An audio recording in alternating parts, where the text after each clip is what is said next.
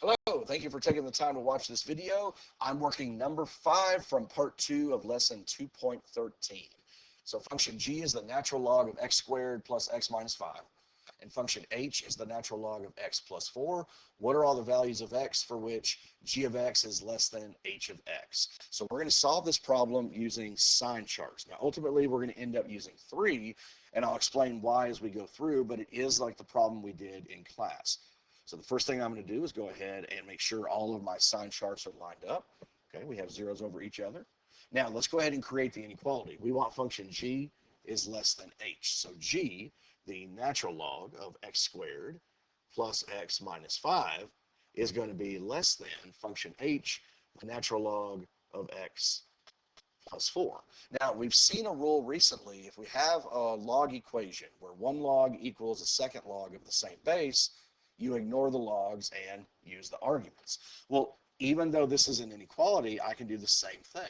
So the natural log is less than a natural log, so I can ignore those and say that the first argument, x squared, plus x minus 5 is less than x plus 4. So let's clean this up a little bit. X squared, okay, if I subtract this x over, x minus x cancels. If I subtract the 4, negative 5 minus 4 is a negative 9, which is less than 0. Now, you'll recognize this is a difference of squares, so let's break this into conjugates. X plus 3 times x minus 3 is less than 0. Now, we want to use the zero product property, so if I set each one of these equal to 0, and I go ahead and solve, I'm going to get negative 3 and a positive 3. These are the values that are going on my sign chart. So let's say this is negative 3. Let's say this is positive 3 right here. We're strictly less than, so open circle. Now we're going to choose values from each interval, and we're going to plug them in and see which ones are going to give me positive and negative regions. So let's start with 0 in between them. If I take the 0 and plug in to the factored version, 0 plus 3 is a positive. 0 minus 3 is a negative. So in between the two, there's a negative interval. Something bigger than 3, let's say 4. So 4 plus 3 is a positive. 4 minus 3 is a positive. So together, that's a positive. Something smaller than negative 3, negative 4. So negative 4 plus 3 is a negative. Negative 4 minus 3 is another negative. So this is a positive. Now, because we were solving this inequality less than 0, we want the negative interval. So I'm going to choose the one in the middle. Now the main part of the problem is done, but my answer isn't all values of x from negative 3 to 3. We have to take into account one more thing. You might recall us saying in previous lessons that the arguments of logarithms, they cannot be 0 and they cannot be negative. So what we need to do is look at each of these arguments individually and find out where they are greater than 0. That's why we have the other two sign charts. So let's start with x squared plus x minus 5. So we need to know where this would cross the x-axis. So x squared plus x minus 5. I would recommend using the discriminant from the quadratic formula. That's a good predictor to know how many solutions, real or imaginary, you're going to have. Remember, the discriminant was b squared minus 4ac. We did the same thing with number 4 together in class. So a is 1, b is 1, and c is negative 5. So let's plug in. 1 squared is 1 minus 4 times a, which is 1, times c, which is negative 5. So it looks to me as though we're going to have 1 plus 20. So my discriminant is 21. Now, because this is a positive number, this is letting me know that we have 2 real solutions. So this quadratic should cross the x-axis twice. Those are the values that I need to put on my sign chart. Now, because it has a positive leading coefficient, we're going to have something that looks like this. So let's go to the calculator and see what our roots are. Okay. Now, I've already found one. The left root is negative 2.79, but let's run through the keystrokes. Menu. Let's analyze the graph. I want the 0. Remember, lower bound means to put it to the left of what you want. Upper bound is the right. So this one is a 1.79. Okay. So I'm going to come back over here.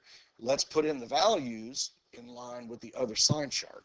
So a negative 2.79, let's say, would be right about here, negative 2.79. And then we have a 1.79, so let's say that's about right here.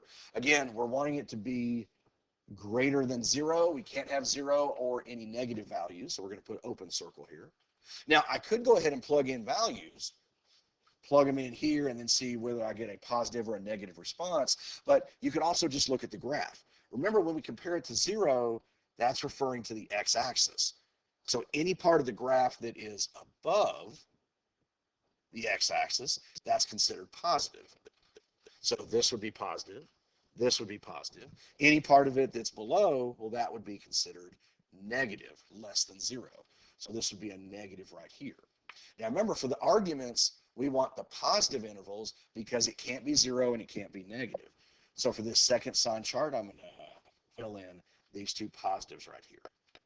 Now we've got one more argument to take a look at, and we'll be done with the problem. So this last one here is x plus 4. So if x plus 4 is equal to 0, x equals negative 4.